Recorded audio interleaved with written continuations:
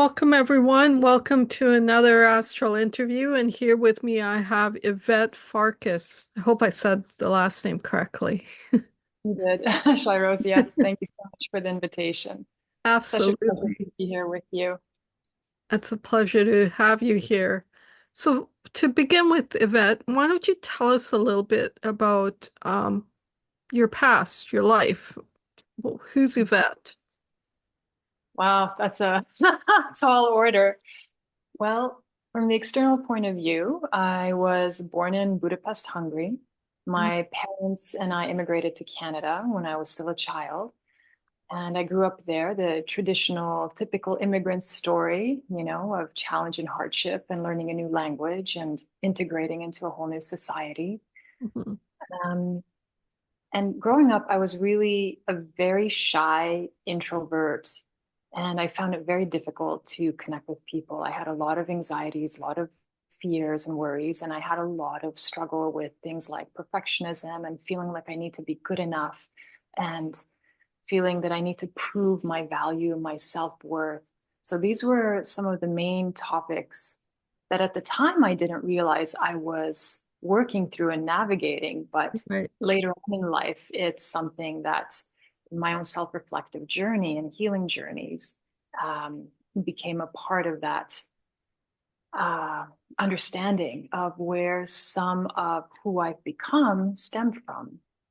And as we all know, a lot of those challenges are very universal, and I think many of us can relate to that. Later on, I studied traditional medicines, acupuncture, Taoist medicine, Oh, Ayurveda, nice. energy healing. I grew up in a dojo, so I have 30 years of martial arts behind me. I've also been to the Wow. school, and I've traveled around the world studying with different amazing mentors, masters, practitioners, therapists. I've been so incredibly blessed to have come across incredible people with whom I've learned so much. I've been humbled so many times. And Oh, every day I think, wow, there's so much to learn and there's so much I don't know. And actually, that's a beautiful thing because when you keep yourself empty and curious and open, that's sort of that magic pathway where you can get into that flow and be open to the magic of the universe and growth. absolutely. Absolutely. So you mentioned you were born in Budapest? Yes.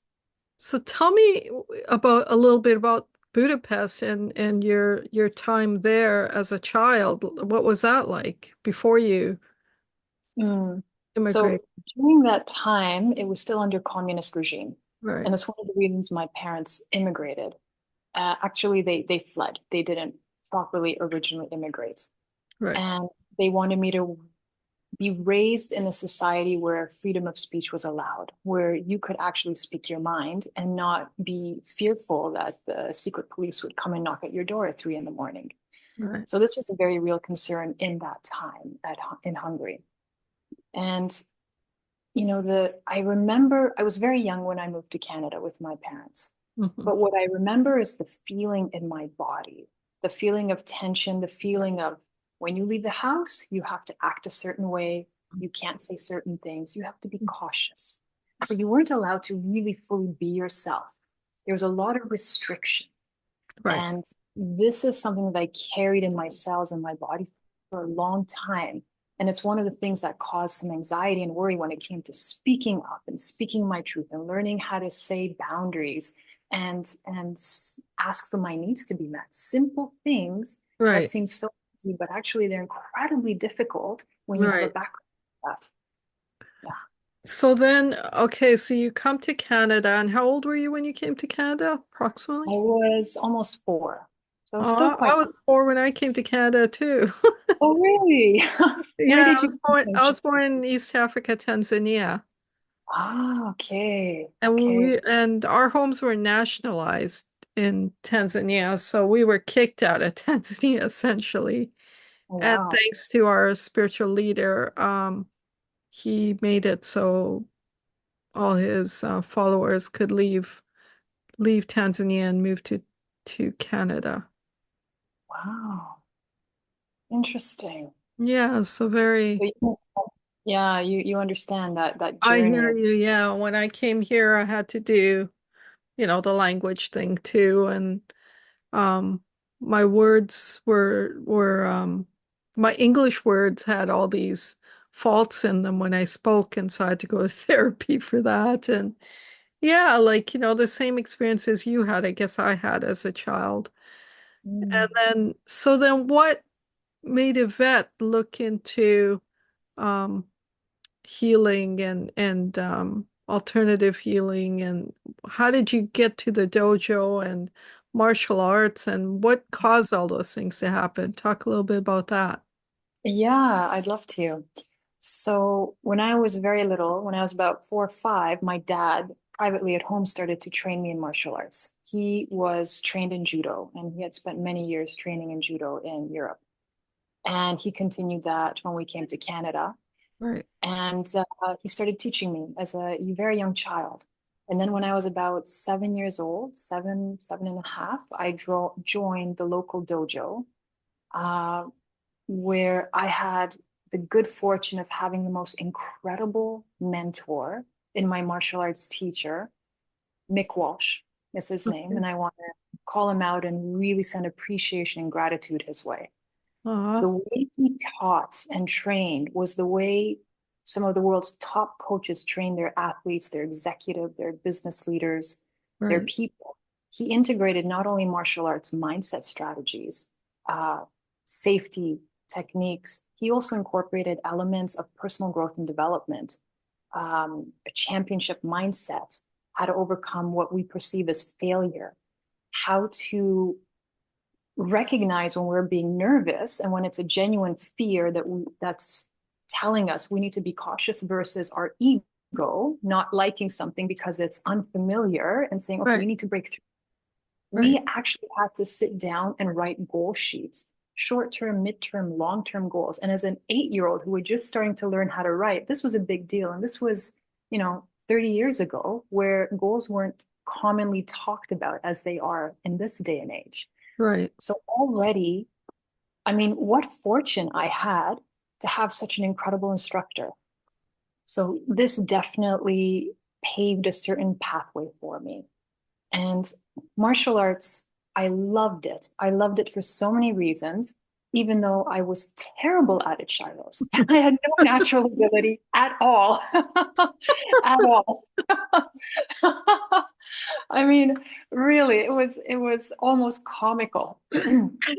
But I showed up every day and I Right. trained at home with my dad as well. So there was 7 days a week training every day. From what And it age? was a lot of training since I was 4. And then about seven or Wow. 8 years old is when I joined the dojo.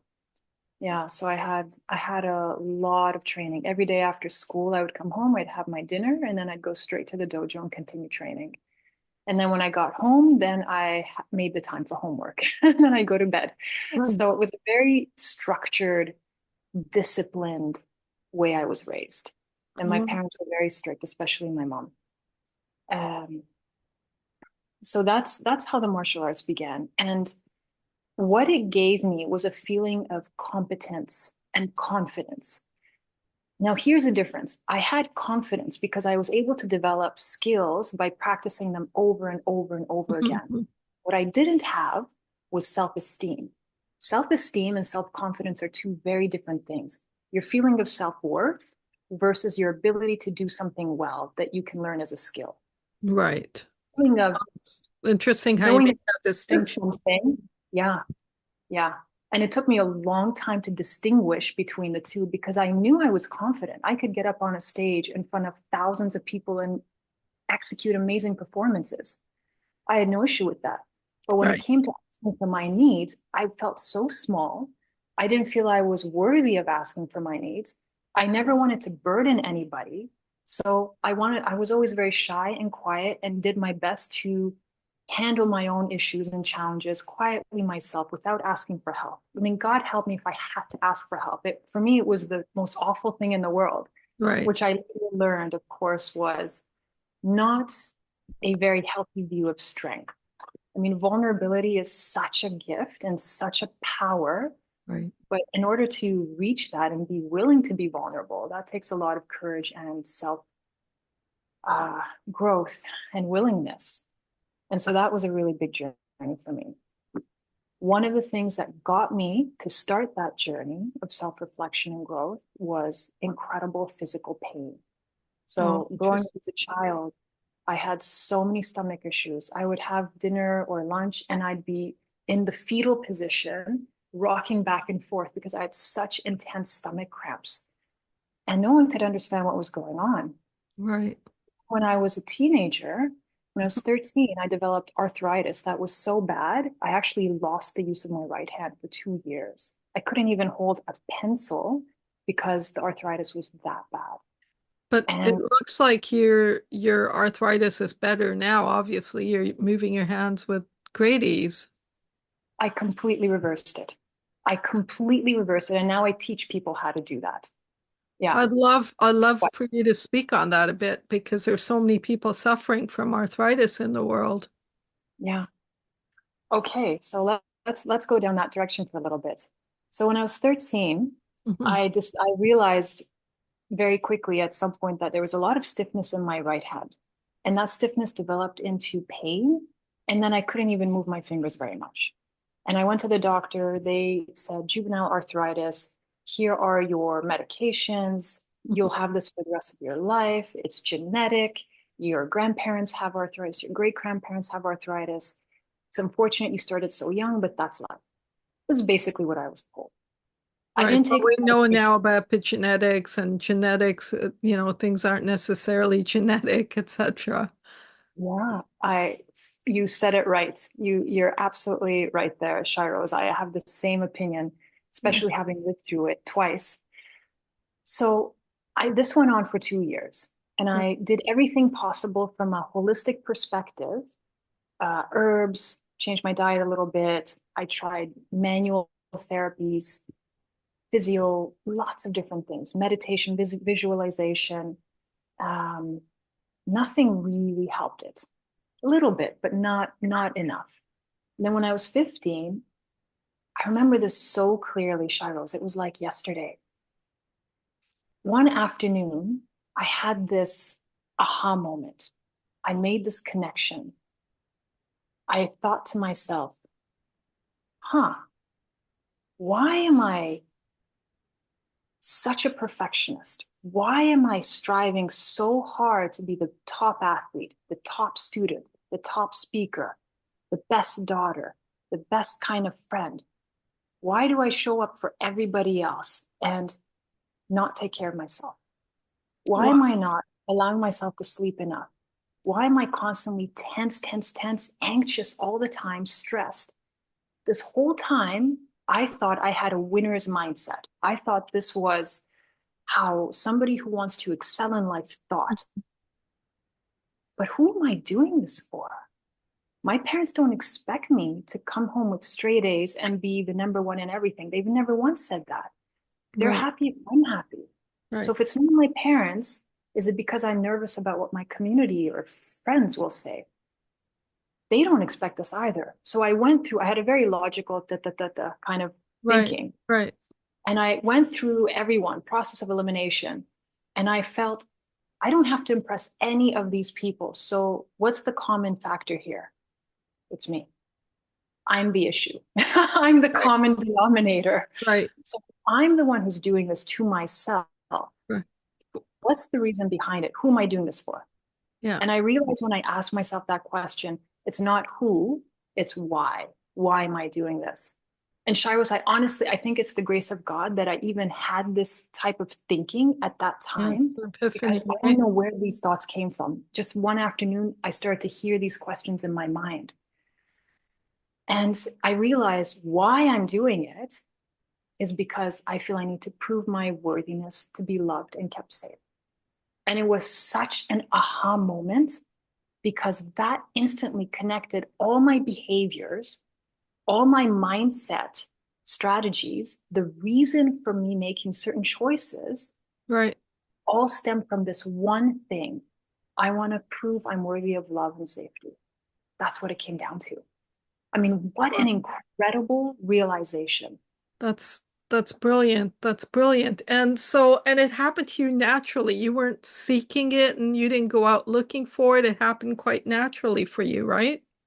Yes, yes. And what was even more amazing is that in that moment, I made a firm decision that I'm going to step up and advocate for myself, and I'm going to take care of myself, and I'm going to make choices that are good for me.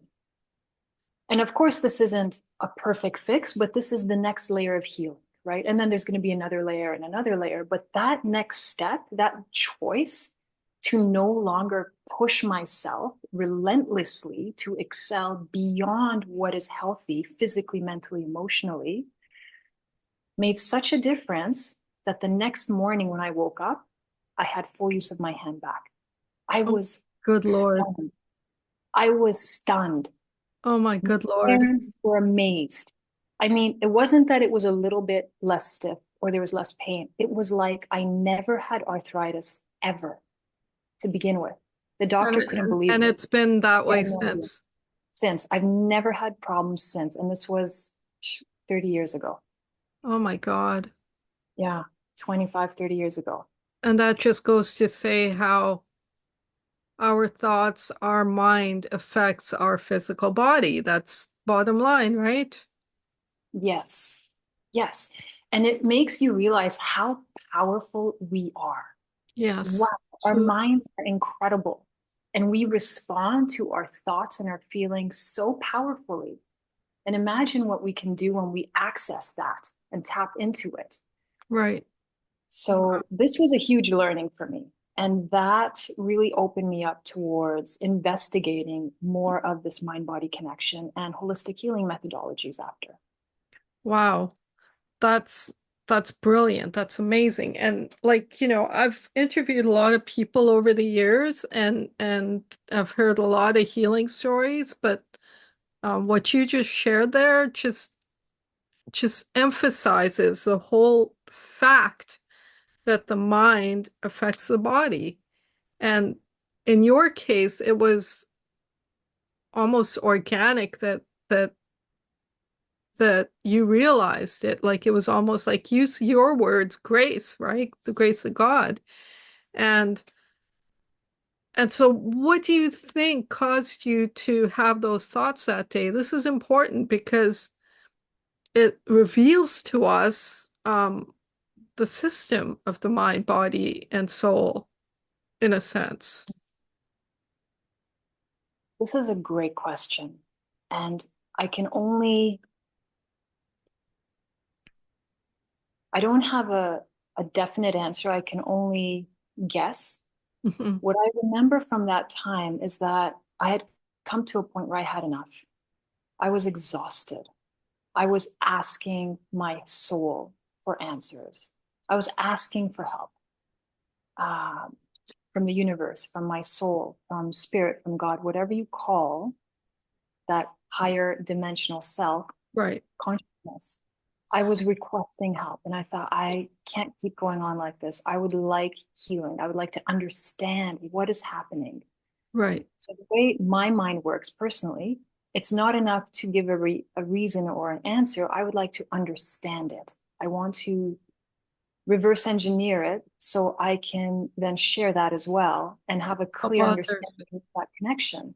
Right, And this was really the connection because there was no other change that I made. And the fact that it was instantaneous, less than 24 hours later, it was 100% healed. 100% healed. I mean, there's no greater proof. right, Boom, right there, right? right, right. It's just amazing. Yeah.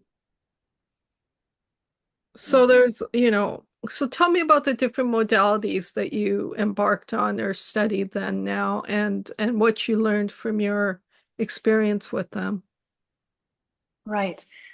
So after I finished traditional schools, I went to a private school to study Taoist medicine and acupuncture. And I also went back to do another course in Ayurveda. And I worked in a clinic in Toronto for many years, actually several clinics. And so I practiced these modalities. With my background in martial arts, I incorporated a lot of the mindset strategies that coaches are using to this day. Right.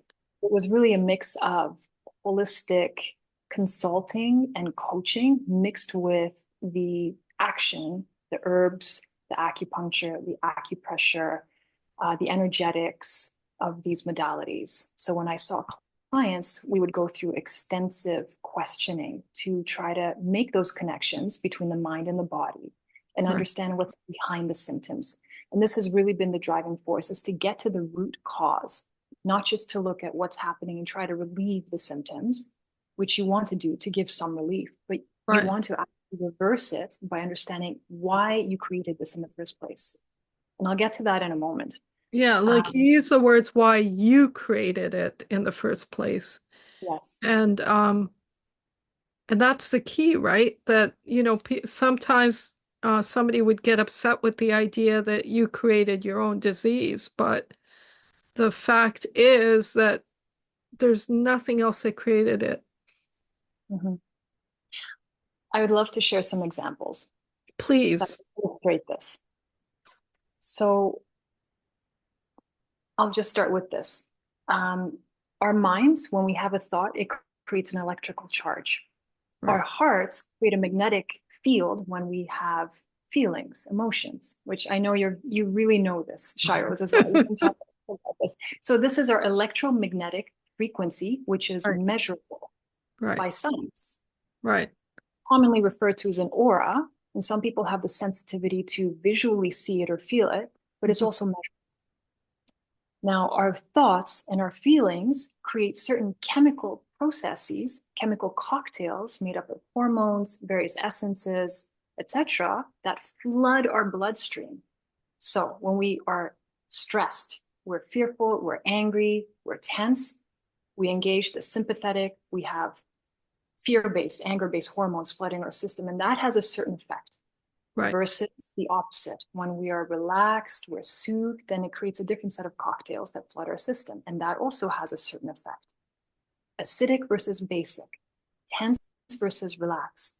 Now, if somebody is really tense and they're holding a fist this tight for 2 years, 5 years, 10 years, eventually you're going to get exhausted. You're going to have certain symptoms. You'll probably have chronic fatigue or some variation and various other issues. So it's so important to notice how we're holding ourselves throughout the day, right? In the clinic, so I'll talk about allergies and arthritis and a few examples here. Okay. In the clinic, we had a lady come in who had a severe allergy to white flowers and oranges. She had nearly died multiple times because she accidentally came in contact with these two items. Okay. Now, we had asked her so many questions to try to understand when this started, why she thinks she became allergic to it, what happened in her life around that time. And she couldn't really remember exactly what happened. She told us that her husband had died. It was very stressful. But other than that, she couldn't think of anything. Right. So we worked on boosting her immune system and strengthening her resilience while we continued to ask gently, trying to stimulate the subconscious to have a memory. And one day, in one of the treatments, she suddenly had an epiphany. She said, "Oh my gosh, I remember where I first saw the white flowers and the bowl of oranges." She said to us, "I walked home from work, opened the door, and went into the living room. And when I told you that my husband had died, what I didn't say is that he actually committed suicide. He had hung himself, and next to the body was a bowl of oranges and a vase of flowers on the dining room table. And in that instant, her mind made the association of death to these two items. And in the intelligence of the mind, in order to protect her, created an allergy. Totally subconscious, instantaneous. She had no conscious understanding of what just occurred in those Right. seconds. Right. And then for the next few years, she had severe allergies to these two items. As soon as she realized what the connection was, she relaxed. She Right. realized, Yeah. I don't need to be afraid of these two items. They don't pose any threat. It's not dangerous. It Right. was an intelligent response in that moment to protect me. An allergy is there to protect you. One of the two reasons you have allergies. One is to protect you. And because she no longer needed that protection, and she had done a lot of therapy over her husband's death, she was able to release the allergy. And we know this because she wasn't allergic to these two items later on. 6 months Right, later, when we followed up, no problems. She was eating oranges again. She loved oranges. She really missed eating them. right, And then a right, year later, we followed up again, same thing, no allergies. It was that easy. The hard part was making the connection and understand what was behind right, the allergy in the first right, place, right. right? I have a similar example. I don't know if you're familiar with emotion code. Yeah, Uh, Dr. Brian Wilson, that's right, Brian. amazing work. So I was just in a class and they were doing an example and they had us, pick something, right? And for me, it was, well, I have aversion to raisins. Mhm. And my aversion to like, I don't eat raisins. I don't know why I don't like raisins. It's not like it's an allergy or anything, but I just don't like them. And so through doing the process, it was determined that when I was very young, like 1 or 2 years old, we were at a funeral. And at a funeral, they give raisins to us, like, after the funeral process, and it's just something to sweeten your mouth, to bring sweetness back in your being or whatever. And so I saw this scene where my child, me, is wiping the tears off my mom's eyes as they put a raisin in her mouth, or she puts a raisin in her mouth. And that was the reason why I didn't like raisins. Isn't that amazing? Like, and ever since, and when I realized that, and that it had to do with that incident, you're right, it relaxed me, and I was able to eat raisins the next day, and I haven't had an aversion to raisins since. Like, it's so amazing how the mind connects to our actions too, like what we do and how we live and everything really, Mhm. That's an amazing story, Shiro's. It's such a great example. right? Yeah, yeah. Illustrates it perfectly. Yeah. Yeah, absolutely. And so talk a little bit now. Okay, so you talked about allergies, and I mentioned an example of something where it's not even an allergy, it's just a habit or it's just a aversion for God knows what reason. Some people don't like, nuts, for example, right? And all of a sudden they can't eat nuts and it's considered an allergy. But there was probably something that happened at some point in their life to to give them that allergy or aversion. Hmm. Yes. I mentioned that there were two main reasons for allergies. So one was to protect you. It's Protect, the yeah, mind's reaction to protect you from pain and suffering, perceived pain and suffering. right, Second reason is if you have a heavy load of toxicity in your system. So looking at our environment, besides mental distress and toxicity, we have so many chemicals on our foods, in our crops, in the air, in the water. I can go on and on. And so this tends to gunk up the body. There's right, also parasites, heavy metals, and mold, which really make it challenging for the body to clear out, constantly clear out, and be functioning at a high level, enabling you to actually absorb the nutrients that you're ingesting through good food, supplements, good mindsets. So the second time I had arthritis, I was in my 30s. So I've had them twice. And this time it was in my left hand. And I remembered the situation when I was a teenager, and I went through, is it mindset? Am I upset? Is there something bothering me? Is it perfectionism? Not enoughness? What is going on? And none of them really fit. And then I thought, okay, let's do a bioresonance scan and test to see if there's anything in my system, because I had this intuition that there was something inside causing this.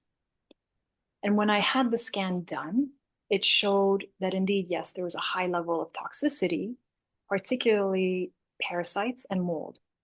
And one of the reasons for the inflammation in the joints was because of the toxic output from some of these parasites. Now, what was interesting from the scan is the scan didn't show the end result, which was an issue with the hand. It showed the problem with the digestive parasites. And as soon as I used the scan to clear out the parasites, the arthritis cleared up. That it was that easy. So finding the cause is such a key point. It is so important. Right. And this bioresonance scan is incredible for that. Incredible. And it's one of the reasons I actually went and learned how to use this technology, which I use in my practice now. And most of my clients I see remotely, sometimes in person.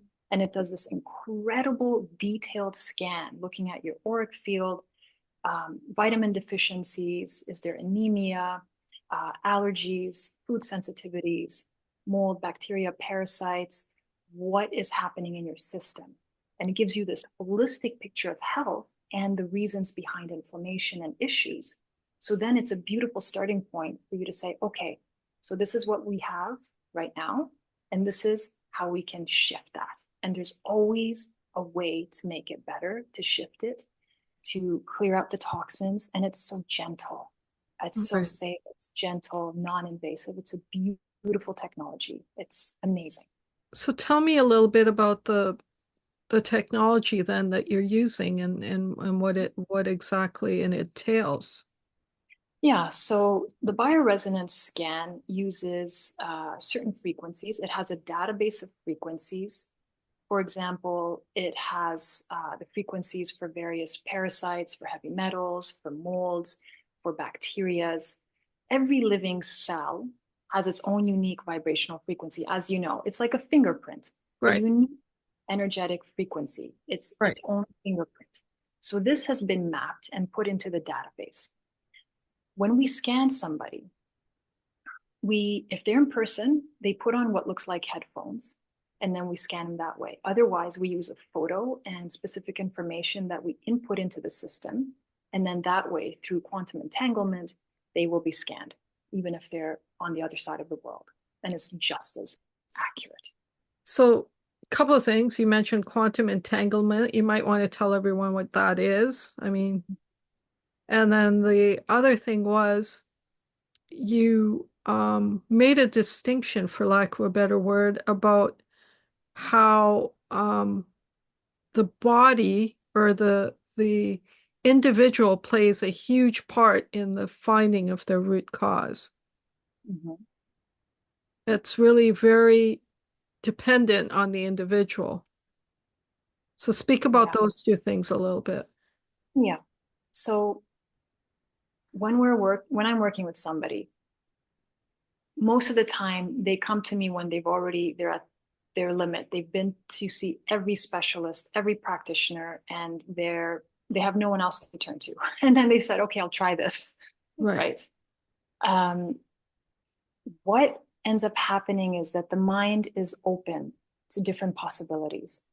And they've already had the conversations with all the other specialists. And at this point, what I do with my clients is say, okay, this is what the technology is showing. Now let's reverse engineer it and say what's happening in the mind that's causing some of these symptoms. So, for example, when I see a lot of joint inflammation, our conversations will start around perfectionism. Do you feel like you're enough? Do you feel you have to prove yourself? How is your sense of self value? This is where we start because inevitably, certain mindsets and attitudes and thinking patterns will create certain physiological patterns, and it's directly correlated. Yeah. So you could give me a list. You could say if you're experiencing this, then more than likely this is a mental construct that you've built that exists that we need to break down. Yes. So, for example, I've had clients that had MS, multiple sclerosis diagnoses, and Dr. Gabor Mate talks about the Yes, same correlations. absolutely. Yeah. And I've seen the same thing with my clients. So for MS, these are the people who are so nice. They are the nicest people ever. They never say no. They are always there for everyone. They're part of every committee. They say yes to every volunteer option. They never want to ruffle the feathers. They never have conflict with anyone. No, they're nice, but to their own destruction. Right. So this is where we have to make a shift internally. They need to come to this realization that they are lovable, they are worthy, and they need to love themselves. Stand in front of the mirror, look yourself in the eye, and start saying, I love you. I love you. You're amazing. You're worthy. You're incredible. You're here for so much good. It's okay to have my needs met. It's okay to say no. It's okay to create boundaries. I will not die if I say no. Because in the mind of someone with MS, typically, they would actually rather die than say no because it's that painful and difficult. Wow. This is the mindset that we work with when we have someone with the MS symptoms. So each individual really, it's incredible, Shiros. I mean, the patterns of thinking and what that looks like physically in the body. Yeah. Wow. Wow. See, what a revelation, right? What a revelation it is to recognize how powerful we are. Like, ultimately, we're the creators, not only of, let's go a little deeper now. We're talking about disease and we're talking about allergies and we're talking about physical manifestations of our mind and thoughts, but there can be positive manifestation of our mind and thoughts too, right? Yes, 100%. Absolutely. Same thing on the other side of the spectrum. It Yeah. has to be, right? Yes. Yes. It's So, amazing. so, We're so so powerful. we're so powerful. So let's talk about that a little bit and your experiences with that, can we? Mhm. Yes. So in terms of feeling powerful, yeah, whenever I've made a big shift, it usually started with a strong decision, and a belief that this has already happened. I've decided this will happen. I don't know how I'm going to make the money. I don't know how I'm going to create this opportunity. It's not just that I have faith or I hope this will happen. It's a choice where you can't shift out of it. It's like, I know this is happening. End of story. Right. There's no other possibility That, other than this. support that. And that sounds very easy. And it's actually, it's very simple, but it can be very hard to get to that level, to that point. Right. And there have been times in my life where I had those moments and other Is it times where I isn't it definitely, always when you've hit a wall and there's no other place you can go and then you come to that conclusion? so often. And yet it doesn't need to be that I way. know it We doesn't could need do to be that that. in a joyful, happy state, but most people are lazy when they're in a joyful, happy state. They Right. don't are not so interested in self-growth and elevating um, to that level. Usually pain is needed for most humans to actually make a real move and a real shift. But Wow. it's not necessary. We can do that in a state of joy and contentment too. Yeah, suffering is an option, as I hear. Yes. Oh, that's difficult to say to someone who actually is actively suffering, I know but exactly. yeah, yeah. I have a story. So this lady was diagnosed with a tumor, a lung tumor, a 4-inch lung tumor, Mm, and I was doing what was I doing? NLP or hypnosis at the time. And a friend comes to me and says, can you help her? I'm like, how am I going to help her? I'm just starting this course, right? We all mhm, talk to her, right? So before my conversation with her, I said, God, please help me and help me help her with whatever it is that I can do to contribute to to bring this situation to a better place.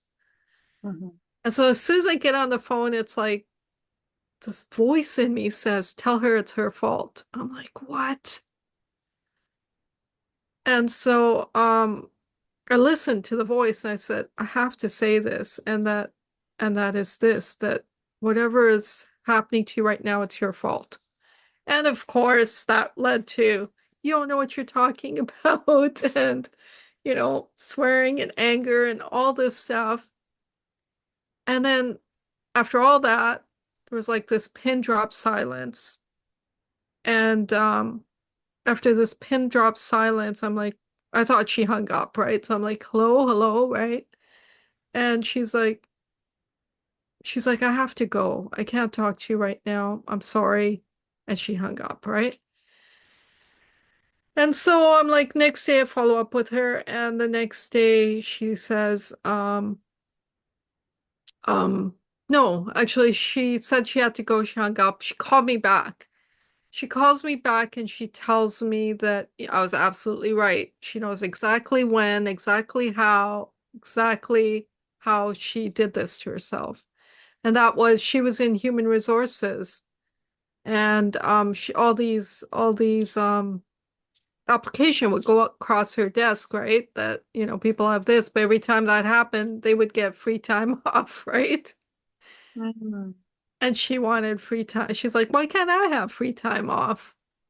Yes. And so lo and behold, she creates this so that she could have free time off. And then so we have this conversation, and I said to her, she said she's apologizes to me for everything that she said, etc. And then to make a long story short, she was really worried about her appointment, her MRI that was coming up. She didn't want to have this MRI, right?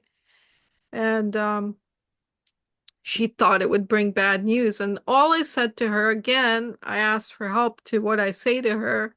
All I said was, and it was in 2 weeks. I said, anything can happen in 2 weeks. Anything, right? God just has to snap his fingers. And at that time, I was calling God, I was representing God as a male, but, God just has to snap his fingers and the situation can change within a snap. And so the next day she calls me now and she said she had this dream where she went to her workplace and everyone's saying she's glowing and she looks radiant and they're so glad that the cancer's gone and blah blah blah blah blah.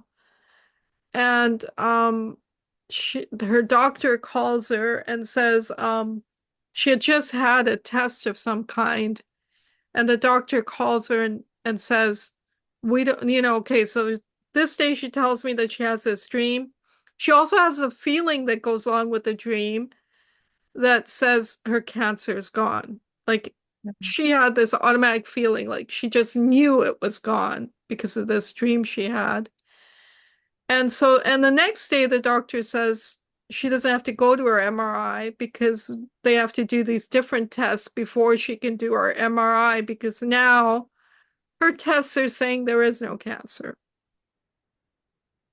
Yeah. Yeah. And like, so tests say there was cancer. Like, this is an interesting story, right? And then the tests say there isn't cancer. And this isn't the first time I've seen this. I've seen it multiple times in my life where this has happened, all because of the individual and their own experience with their own being. Mhm. It's so fascinating. Yeah. It's amazing.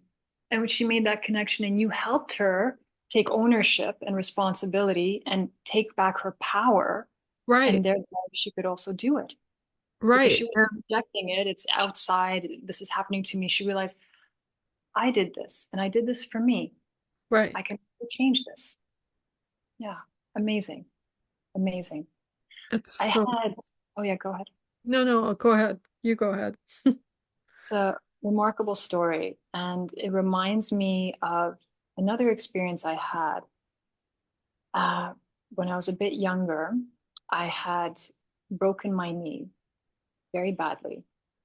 And in the hospital, I was told that I was a star, and I had many, many physicians coming to see me.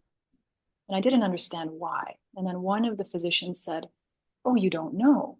There was a memo that went out to all the hospitals to say, if you want to see the worst knee break of your career, this is it. And this is your chance. And no orthopedic surgeon would even take my case to do the surgery because they said, I can't fix this. I can't do anything with this. It's that bad.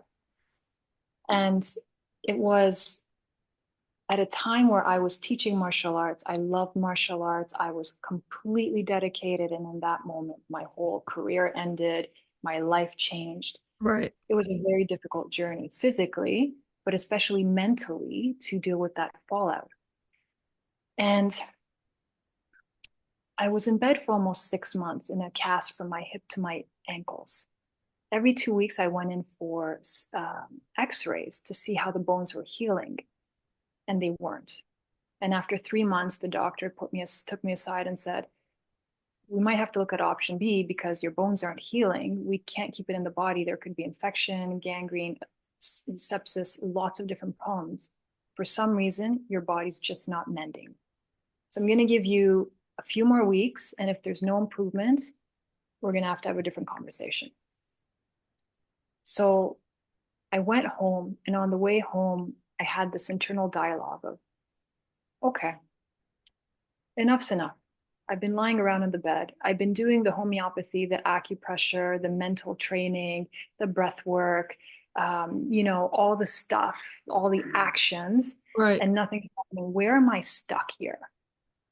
And there was just this belief of, oh, poor me, my career's ended.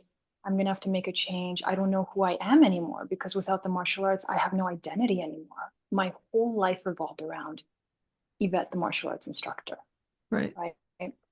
And I lost that identity and I felt totally lost. And I was a blank slate and I had to start from scratch. Yeah. And this was where I was stuck. I felt very angry Right. and robbed, Right. so much training and investment in this. And I thought, okay, so obviously I knew this was coming on some level because there were a lot of clues leading up to that accident. Right. And I didn't heed the clues. And so what happens when you're not listening to the clues? They get bigger and bigger and bigger. The slaps become hits until you're brought to your knees and forced to reflect and make a change. Right. So that's what happened. And as soon as I admitted that, just like this client of yours admitted, yeah, it is my fault. I did do this. I asked for it. Yeah. I didn't expect it to look like this, Yeah. but I did ask for it. That's how powerful I am. On my case, I thought, yeah, there were definitely signs where I needed to shift out and look at other talents I have, develop other parts of myself, share different parts of Yvette with the world, because I'm not here just to do this one thing, which is beautiful if that's somebody else's Mhm. path. But I knew deep down that it wasn't mine totally. But I didn't want to admit it to myself, right? And that day on the way back from the hospital, I said, okay, so this is it. I'm letting it go. I'm going to grieve it. And I'm going to open up to whatever amazing new path this is going to lead me to. Right. And my knee is healed. It's totally healed because I need my leg for the next amazing version of my life story, whatever that looks like. Right. And that was all I did. That was all I did. Admitted where I was causing myself to be stuck and why, and took ownership of that. 2 weeks later, I went in for x rays again. The x ray technician leaves the room, which they're not allowed to do. And he actually said that I never do this. Miss, I never, don't tell anyone. I never do this. I'm not allowed to come and talk to the patients, but I have to ask you, what did you do?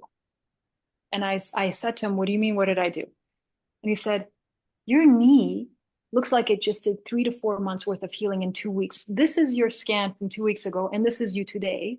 I can't believe it's the same person. And I told him what I did. And he said, I just don't understand. I've never seen this in my life. So I went up to the doctor's office and he said to me, yeah, there seems to be some issue with the scan. So I'm sending you down to redo the x-rays. Make any sense? So I went down to redo the x-rays and go back up to the doctor's office and he says, I've never seen this. It's honestly like a medical miracle.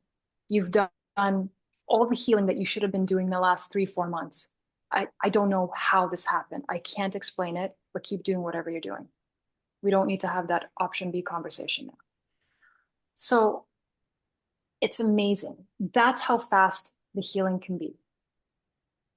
But the challenge is always facing yourself, right? Right. Looking yourself in the mirror and saying, okay, what's really going on behind this? What's really going on? And be brutally honest with yourself, right? Right. That's often the toughest part. Wow.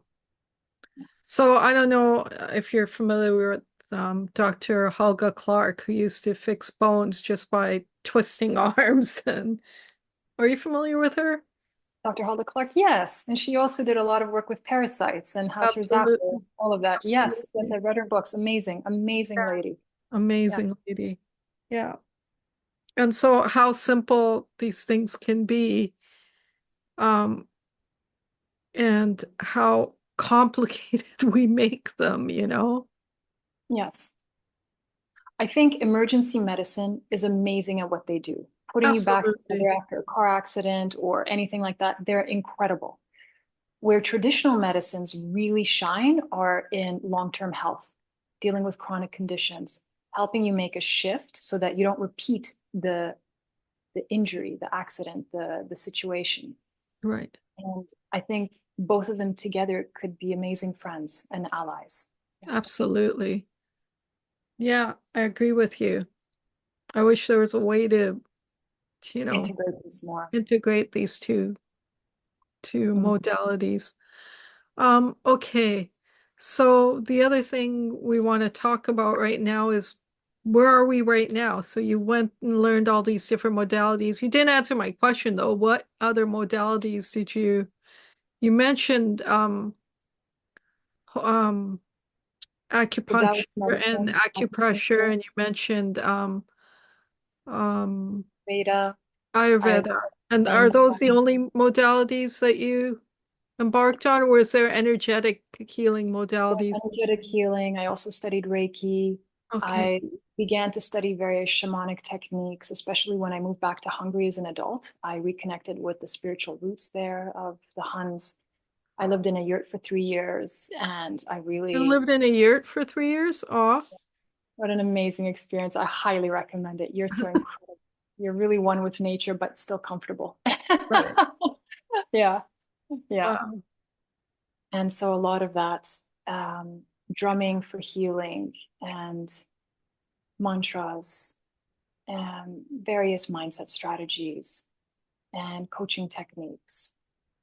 And of course, the bioresonance. I studied daily for 2 years to really be able to use that technology And highly so, effectively. and so then that's where you probably learned about the mind heart Connection. coherence connection. Yeah. Yeah.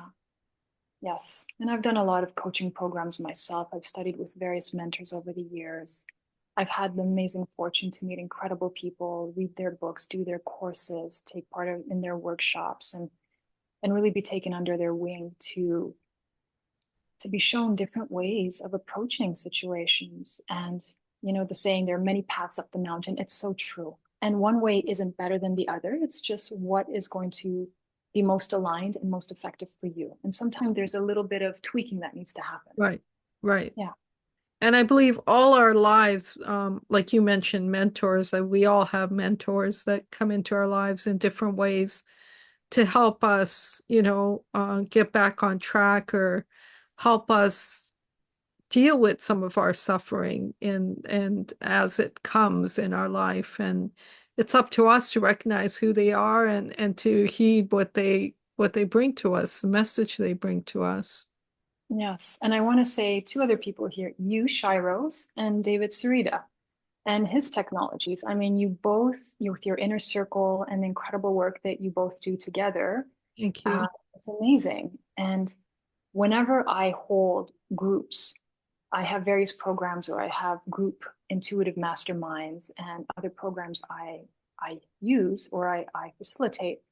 I have the frequencies playing in the background to really support that container. And I've had the most amazing insights and experiences by using the star coil and some of the other technologies that David has.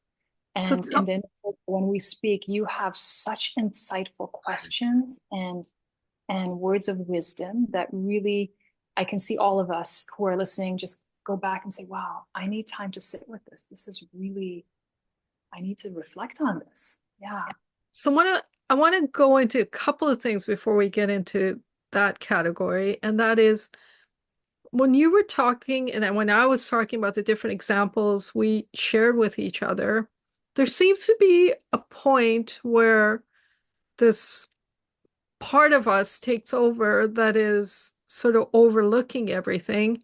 And then there's the part of us that is actually in the situation that we're trapped in. And that individual who's trapped has a totally different personality than the part of us, not even individual, it's a part of us that has this overview of what's happening. Do you want to talk Mm-hmm. a little bit about that and how one, like when you're in it, you don't realize you're in it until what happens? Mm. This is a great conversation. And this is me and brainstorm just thinking out loud here. Absolutely. As you're talking, one of the things that comes to mind is how we dream. And there's so many different dreams, dream yoga, lucid dreaming, all kinds of levels of dreaming. You can dream from the first perspective, second, third Right. person. Right. In my dreams, for example, I'm a part of everyone. So I do first person, I have the overview, and I also experience what each character in my dream is. So I'm the instigator, the person creating the difficulty or the challenge. I'm the one who's running away. I'm the one who's actually the warrior. I'm the peacekeeper. Like I experience everybody's perspective. And Right. at the same time, I have this expanded conscious part of me that's overseeing the whole dream at the same time as I'm individually experiencing different characters. Right. And I think it might be something similar that we might have in life. And I'm sure there are many different answers. And I'm reflecting as we're speaking now of my experience with this is oftentimes after meditation, or when I'm really quiet, I'm listening to the wind blowing the leaves in the trees. I'm watching the sunset. My nervous system is calming down. I feel greatly soothed. This is when I actually have the inspired thought, the connections, Right. the insights that I'm not trying to find a solution for. They just pop into my consciousness, into my mind, and I have this incredible moment of overview and seeing all the connections. And it happens in the quiet moments. Right. It happens in the quiet moments, typically. Occasionally, under great duress, when you're really pushed and you're saying, okay, the grace of God or something, universe, help me. I need assistance now. And this is when you see people with amazing feats, mothers Yeah. with the kids under the car, they lift the car with one hand, and it's possible. Right. In that moment, there is nothing that's limiting us. Right. So it's so interesting. How come there are only these moments that we tend to experience that? And how, so if we can't experience it, that already confirms we're capable of this. Yes. Right. Two is then saying, how can I consciously activate and tap into this part of myself, this level of knowing, this gift, this this part of me that seems to be part of everybody, and we've just been asleep to it. How do we access this again? And there's so many techniques that we've been Right. taught and that are available to us. And I think they're very helpful, but it's also very much an inner journey. You have to find what works for you and try a few different things and stick with it. It's a bit like compounding interest with finances. Every day you do a little bit of your spiritual work, every day you do a little bit more, a little bit more. Eventually, Yeah. you'll have more and more breakthroughs. But Right. it's a journey. It's constantly unraveling like the onion. You figure out another way of reaching that part of Right. yourself And and it's discover limitless. it's limitless. We are limitless, multidimensional beings of light, of consciousness, of love. We're amazing. And how do we keep reminding ourselves of that and keep tapping into that and coming from that space, right? Right. This is where they say, well, start your day with positive reflections and intentions and meditation and barefoot walking and da da da da da. Right. But how do we do it when we're stressed and when we're in a challenge and when we're upset and we're So triggered?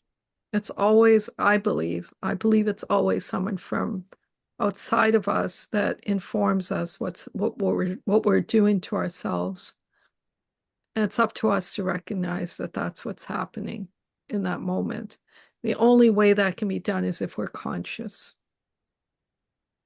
How do we become conscious to that level and Right. recognize when that's happening? Exactly. And the only answer I've come up with is to stay conscious. stay in the present moment. And many teachers will tell you to stay in the present moment. And if you're staying in the present moment, then you're actually somebody who will not have to deal with the level of suffering. There is no avoiding the suffering, but you'll recognize when you enter suffering, I'm now entering suffering. And it's Mm, now up to me to recognize I'm entering suffering, whether it's to do with body, emotions, mental states, or whatever.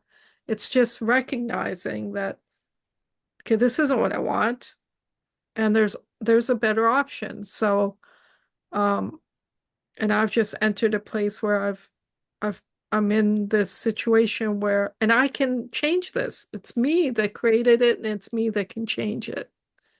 mm. So it's just, my friend Thomas used to say, are you smiling? If you're not, then you're not where you want to be. And it's time to shift that. And, Yes.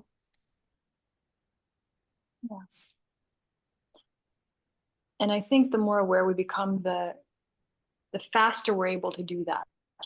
When we're in the triggered state, sometimes right, that suffering can go on for a long time, and then you realize, wait a minute, I just recognize I'm in this state. And then the more you practice becoming conscious and aware of it, the shorter that time frame becomes. And right. you can pick it out of that or recognize it at least and make a different choice in terms of the negative thinking spirals, for example.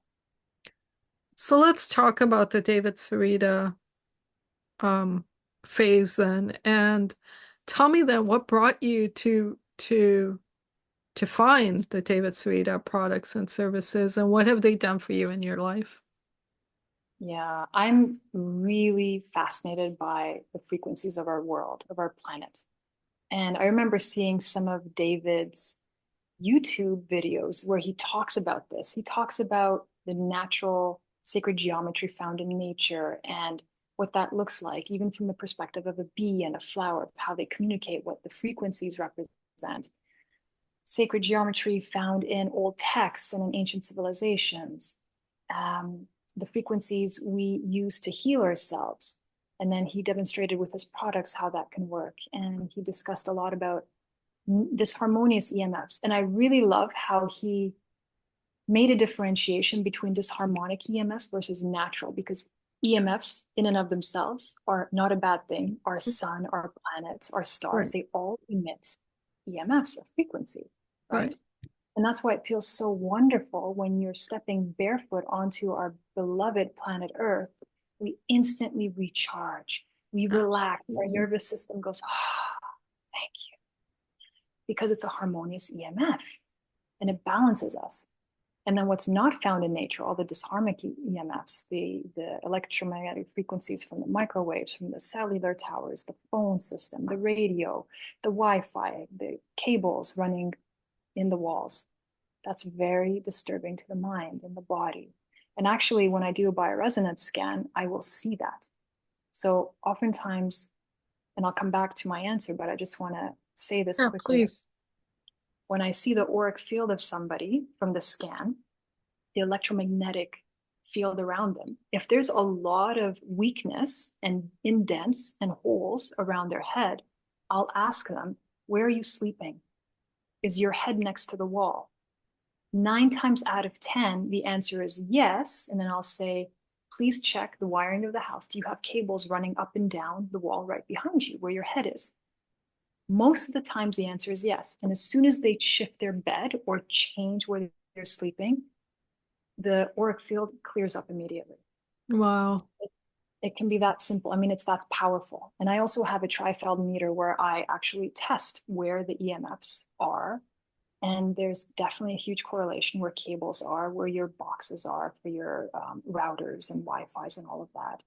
It's definitely measurable. And as David says, when you're sitting next to it or sleeping next to it day after day, week, month, year after year, it's going to impact you. And so this is something that really interests me. And this is why I joined the inner circle.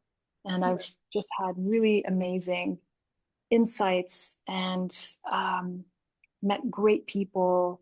I met you, Shy Rose, and I know you hold every week a wonderful, wonderful session teaching people, explaining to people how to use the products, and you go into all kinds of other incredible metaphysical and life conversations. So Absolutely. it's such a service. And I think it's so beneficial for people to have that understanding of their environment and how frequencies can impact us and really empower us and heal us versus create disharmony. And to be aware of that is such a gift. It's great knowledge to have. So give us examples now of specific experiences you've had with, well, maybe not just David Sarita's equipment, but any of the modality equipments you've worked with, and what do you think is happening there? Mm. So when I first started to work with the Star Coil, I had a lot of osteoporosis. And so from a physical level, of course, that's the bone disintegrating, right? There's less calcium in it. It becomes brittle. There are a lot of more holes in there. From a psychological, emotional perspective, it's oftentimes linked to a feeling of devaluation, self-devaluation. I'm not good enough. I can't do this. I'm not going to make it. I don't have the strength or the skill set. So you belittle yourself in some way. A secondary symptom that usually comes is anemia with these two elements.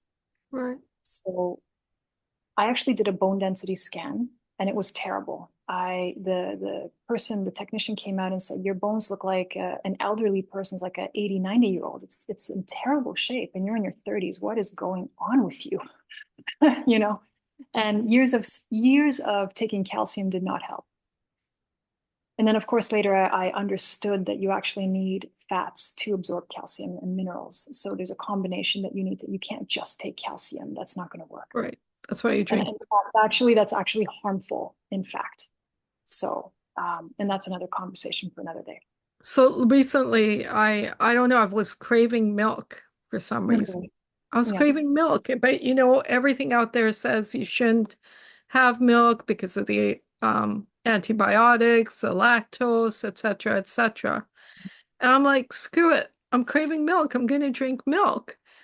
And so I went and got milk and it just made me feel so good to drink milk. It was like, why does this feel so good? Why does it feel so good to drink milk? Mhm. And somebody said, again, you shouldn't be drinking it. Don't drink it, blah, blah, blah. So I went and got myself goat milk.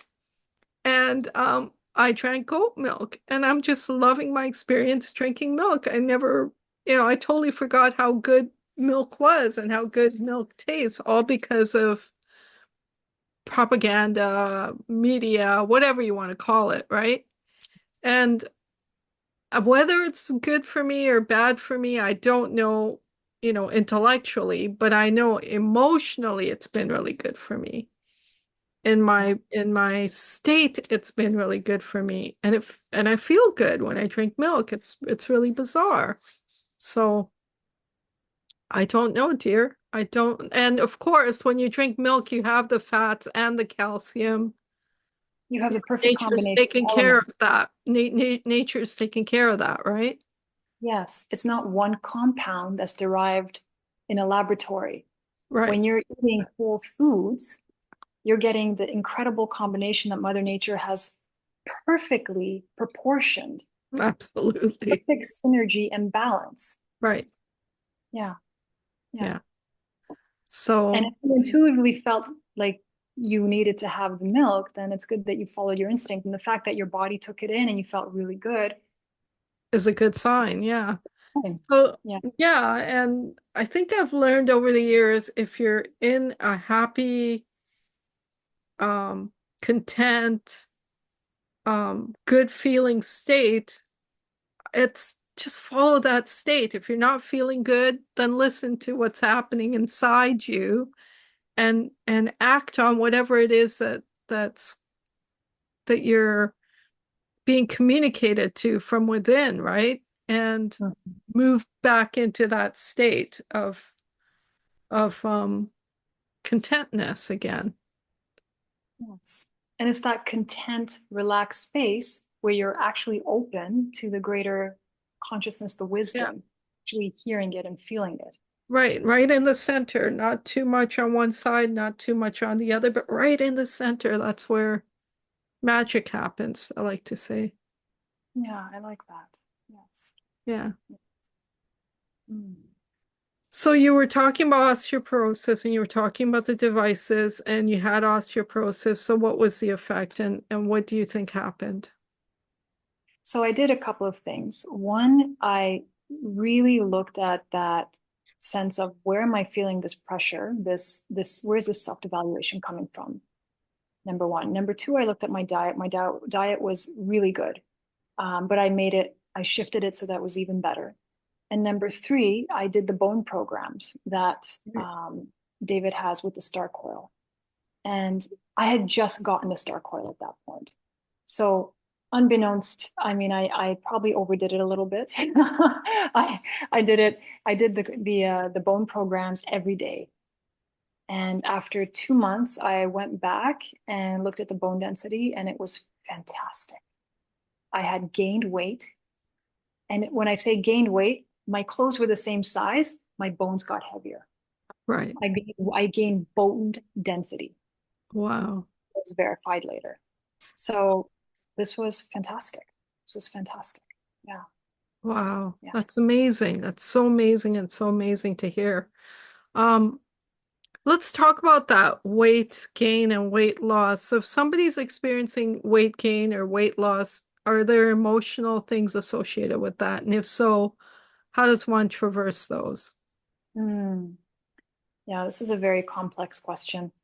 With weight gain, well, both weight gain and weight loss, there are various emotional components. Let's start with Right. weight gain. So oftentimes, traditionally, we say you're protecting yourself from something, right? Right. So from getting hurt in some way, or you're using that to hide behind you're not feeling comfortable to show up as your true authentic self.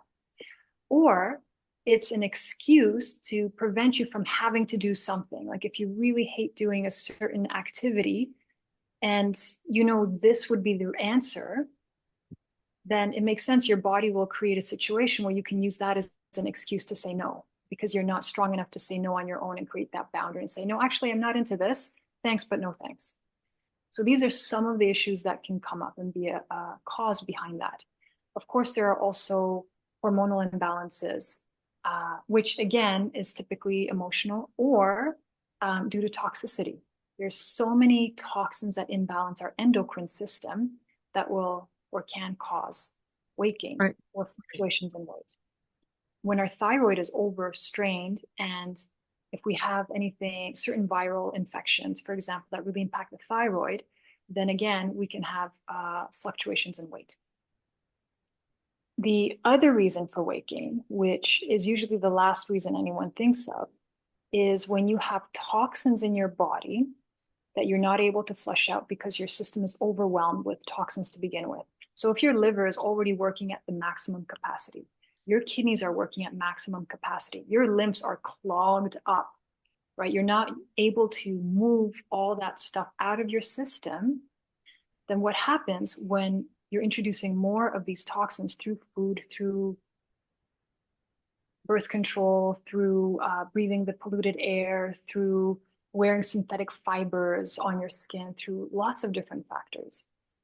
The body creates fat cells, extra fat cells, to store that toxin to protect you, because this is the safest place for your body to store those toxins to prevent it from going into the brain, the bone marrow, from the more critical areas of your system.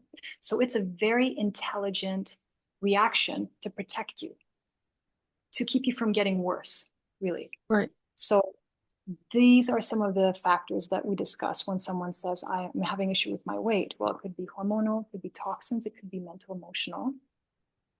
So this is where we start that conversation. And there are many other reasons, but this is more of an overview right now. Right. And now let's go to weight loss or loss of weight. What's that? So loss of weight also, many different reasons. Parasites, one reason. Number two is uh, depending on how a person processes stress, our body will reduce cellular production. So instead of creating extra cells, you will now remove cells from your system. Like, for example, you might have an ulcer in your stomach due to stress. So when you are reacting to stress, depending on the thinking pattern of the mind, and if you're right or left-handed, right or left-brained predominantly, then your body will reduce in it's a stress reaction typically. So then we say, well, what is causing so much stress that you're wasting away, essentially? Right. And or are you, again, it's a mental thing, right? Because some people have, um, for example, bulimia or anorexia. This is also due to a certain mindset that they're really struggling with, internal emotional pain that is very deep, right? And it's very, very deep and very difficult. Uh, and so again, sometimes people are doing this to themselves in an effort to show up with a certain body type because they feel that much pressure to perform, to look a certain way, to be perceived a certain way. And that's a very hard life to live. Yeah. So again, it comes back to the It mind, the comes emotion. back to the mind, right? Yeah. So now what I would like to do is come to present day. There's a lot of things you've been doing that are extracurricular and projects you've been working on and passions that you've been working on that I'd like you to speak about and what brought you to those and where we're going from here. Okay. I'd love to share some more.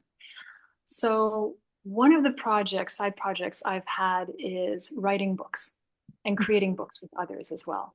Right, Stories are this beautiful universal way to transmit um, universal truths where everybody, regardless of culture or background, can relate to. At the end of the day, we are all human. We all want to be seen and heard. We want to be loved and be loving. We want to feel valued. We want to be able to share value and show up as our authentic selves. This is the dream of the soul, right?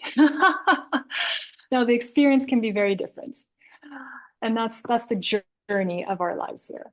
So during the pandemic, there were a lot of challenges that just about everyone faced. And my nephews, my eldest nephews, who were 6 and 9 years old at the time, spent a lot of time with the family out at the cottage. We were in the woods a lot, in the cabin. And what we did together was to find different ways to handle anxiety and anger and stress and resentment. So we did different breathing techniques. I used tuning forks on them and showed them how to do tapping. right, We down in the soft moss and just listened to where we were feeling tension in the body and we breathed through it. We learned different techniques for pivoting the mind into a different type of thinking. I read various stories to them at night. We did a different meditation every night so they could experience a different way of regulating and recognizing internal states of right, awareness. And they also had a lot of questions. Auntie Vet, there's a bully online, or there's a bully at school. What would you do in my place? Or I really feel angry about this, and I just this is what I want to do. And I said, well, let's talk about that. So we had a lot of questions, question and answers. So instead of answering them directly, I helped them become more self-reflective. I would ask them to reflect on the right, situation. right, Why do you think the bully is being mean? Do you think it's personal? Is it just at you or at everybody? Do you think the bully is feeling really happy and good? And if he or she was, do you think they'd be acting like this? No. Okay, so where do you think that's coming from?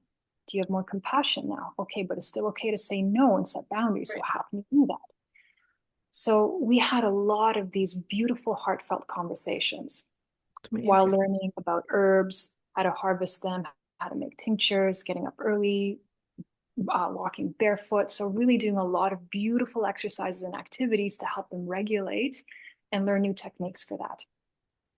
And the stories that I began writing was born out of these conversations and real life situations and challenges.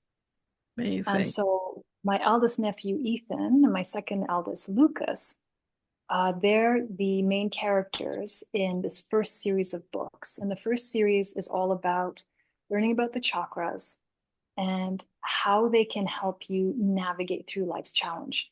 And so each book goes through one chakra at a time. Each one has a challenge that Ethan goes through, and you learn how to navigate through the lens of that chakra. So it's incredibly powerful. And what I love about it is that this is not just for children, it's for adults, because all of us get nervous in different situations, get anxious in different situations, feel upset at different situations. So the Right, tools and techniques that are used by top coaches and athletes today are woven into the stories. right, So as you're going through the stories, you're actually learning. You don't have to go to the coach. You can read the books and already right, get so much value and top tips. And at the end of the different chapters, there's a list of self-reflective questions that the adult and the child ask each other to get to know each other better and say, how do you feel in this situation? How did you handle when you were most afraid in your life? Is it ever okay to lie? What if you're lying to save someone or prevent something worse from happening? What do you define as a lie? How do you speak your truth when you're really nervous of the consequences? right. How do you stay true to your values when you're in this bind? So there are so many situations in the book that reflect these common human experiences and give an option for people to really discover more of what is true for them and to feel what hunger feels like, what thirst feels like, what it's like to be alone, and how we can navigate those moments and make different choices and learn about each other and thereby actually have more compassion for each other and get closer Right. to each other as a result. Yeah, Wow.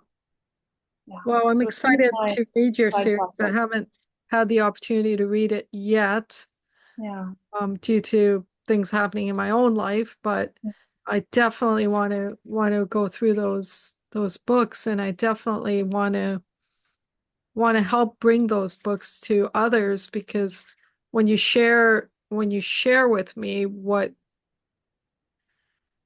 I guess what life processes you went through to come to the conclusion of making those books, and your experiences that and the content that must be in those books that I haven't read yet, I get excited, and I wanted others to know about it, because I mean the chakras are a very powerful aspect of us, our innate us, for lack of expressing it better, like, and the more we get to know our innate us, the better we'll able to traverse our life experiences and make them more coherent with what our desires are. Mhm. Yes. Yes. Well, I'm excited to hear your feedback, Shiros, and I really appreciate your encouragement and sharing the information. I'm so excited. And I love seeing the reaction from my nephews when I read them the books. They were saying, is there another one? Read the next one. Read the next one. Well, it was very fulfilling. Yes. Yeah. Wow. Mm. Wow, that's amazing. So you said a series, so there must be a Mhm. number of books in one series. You also said first series, so there's multiple series. Can you talk a little bit, give us an outline of what is and Yeah. what's coming? Yes, yes. So this first series is all about the chakras. It's composed of 8 books. The first one is the foundation that gives an overview, and then the next 7 are each of the main 7 chakras, because there are many, but Yes, there are 7 main ones to start with. correct. And then each of my nephews will have a series of books dedicated to them where they get to be the main character, learning and growing through the stories, where the adults get to do the same by reading it. And so another one is going to be called, well, it's a working title, but the 7 senses. So Oh, we often talk about the 5 main physical senses, but then there's also the intuition and there's the gut instinct. So right. we're going to be having stories where we get to learn about the 7 senses and how to access them and what they can be like, and really expand them and tapping into our greatness in a whole new way and a whole new level. Absolutely, because my first experience with I guess the Inner Senses was a book I'd read, and I can't remember the title of the book at this time, but it had me do exercises, and the exercises were simply this. Every week, you're going to concentrate on one sense, so sight. You're going to focus on sight, and all you're going to do is look at everything and take everything in through your sight. And then the next week it was your ears, your hearing, and then your nose, your smell, sense of smell, and taste and feel, and so on. And just doing that exercise opened up so many aspects of myself. By religiously doing that exercise, my dreams were more vibrant. Mm, When I was doing the seeing exercise, my dreams were more vibrant. What was dull looking was now more colorful. Things would stand out in my dreams. So much happened just doing that one little exercise. And I encourage everyone, to explore your senses for mm. sure. Yes, I think it's so wonderful to approach it from that playful side where you really just allow yourself to be curious like a child and Right, just fun with it and really see where that can take you and what you can notice that we typically don't because we're in that rush, task, get through the day. right. And we're just floating above our true potential here instead of diving into that. Yeah, because we know from science and quantum physics, etc., that what we see, we wouldn't see if it wasn't for our sense of seeing, Yes, yes. right? And And what we how our mind touch, we wouldn't be interprets able that. to touch if it wasn't for our sense of touch and so on. Hmm. Without our Yeah. senses, nothing here. Like, if you think of someone who's blind, they don't see anything, right? Because they're blind. Hmm. You know what's really interesting is that how the mind is connected to perceiving energy. And here we are talking about frequencies again, because what we're seeing is a frequency, right? Spectrum of the wave. Absolutely. We're hearing is also an auditory frequency. Touch, smell, they're all frequencies. And there's so many reports of people who have schizophrenia, for example, and one personality is deaf or blind, and then when they switch to the other one, they're not. Right. Isn't that fascinating? I That mean, is how our so mind fascinating. perceives and actually then creates the experience from the physical perspective. Yeah. And I believe those examples exist for the sole reason that we can recognize that, we are not our senses. Mm. Yes. Yes. Because if those examples didn't exist, we wouldn't have that knowingness. Mm. I am highly dyslexic. And what I notice with the kind of dyslexia I experience is that oftentimes I can't hear things if there's any background noise. Right, I hear sound, but my brain doesn't translate the syllables or the sound into something I can recognize. So it's not a volume issue, it's a translation issue in my mind. right, And I went and did some testing, Erlin testing. I don't know if you're familiar with Erlin. What they do is give you certain glasses to wear with different colors. And it's not just a different colored glass that you're putting on. They actually block off certain parts of the light spectrum to relax a different portion of your brain. And right. what they're testing for is to see which portion of the brain is so overstimulated that it's overwhelmed and now you're dyslexic, for example. And so as you're testing the different glasses as it's relaxing different parts of your brain, you actually visually see very, very differently. It's Uh, really a remarkable test. And it shows you how powerful our mind is and how it's really our minds and not necessarily our eyes. And I have another client story to share about this in a moment. Please do. And I remember, you know how they have 3D movies in the theaters? I can't see it. So when I put on the 3D glasses, there's no difference for me whether I put them on or off. It looks exactly the same. I see a blur of two different things happening at once. So I can't watch 3D. Right. I've never seen 3D in my life Okay. until I went to do this Erlin test. So we tried the different glasses, and then I put on one of them, and suddenly I leapt back because everything around me instantly became 3D. The pictures on the walls, it's like there was a picture of a woman with two hands, and it looks like the hands were reaching out to grab me. And instantly, my reaction was to step back because I was so shocked and Right. so surprised. It was the first time in my life I saw 3D, or what I think people mean when they talk about 3D. Right. And we found the best type of glasses, sunglasses, really, because my vision was perfect 2020. It's more the brain's interpretation of light that's happening Right. here. Right. And as soon as I was able to find the best ones that most relax my brain, all the dyslexic symptoms that I had diminished greatly. And my hearing improved, not in terms of my ability to hear volume, but the clarity is remarkable. It's remarkable what our minds can do, what our consciousness can do. So now I want to talk about a client.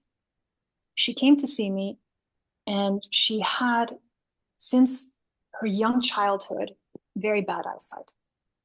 And we talked a lot about what happened in her life around that time. And her father had died around that time, and when she realized that her eyesight was becoming significantly worse very quickly. It deteriorated rapidly.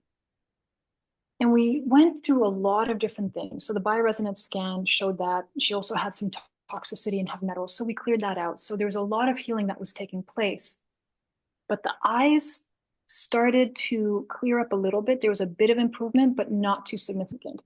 Now, this is a lady who's had very poor eyesight, almost to the point of being legally blind, if I Right. remember correctly. And it's been over 40 years of her life. So this was not something that happened 6 months ago. This was an ingrained, hard life pattern that she had been experiencing and living.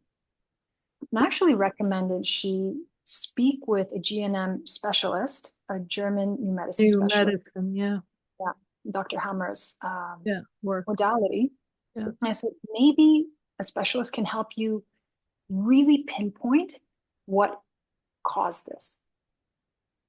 I really felt sure that there was something emotional underlying this and not a physical degeneration of the macula or something else, like an accident or something Right. else. So she did that. And I remember I got a phone call from her, and she said, I'm sitting in the parking lot of the therapist's office. I just came out, and I'm so stunned. I had to call you and tell you what happened. And so she proceeds to tell me, she said, I was in there, we were talking and talking, and he was asking me different questions around what happened. And then we talked about devaluation, and he had a very specific question. Did you feel, when you got that phone call about your father dying, did you feel that you had enough time to go and see him before he died? And she was saying to me on the phone, in that moment, she had this flash, this aha moment, a memory that was buried so deep, she didn't even realize this. And she said, no, actually, that was my first thought. I might not make it. I don't have enough time to get to him. And then he said to her, well, how's your relationship with time been since? She says, terrible. I'm always stressed about being late. I have a watch. I have several alarms. I have a clock in every room. I never feel that I have enough time. I'm very stressed about time. And he said, okay. And then she said to me, as they continued talking and this revelation came out and they went deeper into it, she could physically feel the muscles around her eyes relaxing and the Yeah. muscles going down the side of her neck relaxing, the muscles in the back of her neck relaxing. And then she noticed a very strange thing, that the vision got blurred. So she took off her glasses and began to wipe them, thinking maybe they were fogging up or something was wrong. And she put them back on. She says, they're even worse. What's going on? So she took them off again to wipe them, and she was just taking a moment to blink her eyes. And as she was wiping, she looked up, and then she stopped, and she realized, oh my gosh, I can see clearly, and I'm not wearing my glasses. Oh my Wow, gosh. I have improved my vision, and I don't know what just happened in the last 10 seconds where this happened. She put the glasses on, and her vision was blurry because now the glasses that helped her to clear the vision up were now the problem because her eyes had healed. Right. The muscles that she kept from the tension of that thought were keeping her eyeballs at a certain shape because they wouldn't relax. And so now that her muscles and her mind relaxed, the eyes changed their physical structure, right? And now they're able to see clearly Yeah. farther away and not just close up. It Wow. was that simple, Was but it that? took 30 years to get to the bottom of it. And Yeah. it's not always like this for everybody. But if No. it's truly a mental emotional trigger, this is how you can reverse that. It's Yes. possible. And I see it all the time with my clients, all the And time. I want to ask you a question because you just said it's not like this for everybody. Why isn't it like that for everybody? Yeah. Or For is some it like people, that for everybody? it's actually an injury. They've fallen and they've created a physical trauma to the body that they are not able to recover from. Right. I do believe that we can recover from a lot of things, maybe even everything, but I I just believe don't know if everything. humanity's at that level where they can heal everything and anything. I think really it's a mindset and belief. Right. I'm not there yet either. I can heal a lot of things, but sometimes even I have this block, right? Right. And I know that, and I've worked through it as much as I can. It's a lifelong journey. Right. Other times, people's belief is what blocks them. Absolutely. Uh, they, their belief blocks them. Yeah. Yeah. Yeah, or they have the support and they finally relax, and then somebody whose opinion matters to them says something that triggers them, and it's a new cascade of hormones and stress patterns that instigates that mindset that created the symptom or problem in the first place, and they haven't So overcome that trigger. I want to share two things with you. One, quickly, I just had a customer call me and say, okay, so first of all, they were upset with their purchase and the cost of the purchase and this and that. And then all of a sudden, I get a call from them and they say, you'll never believe what happened. And I'm like, what happened? And she's like, I was just, had it all set up and the frequency was running. It's been running for weeks. And all of a sudden, I was climbing the stairs and then she has eye trouble.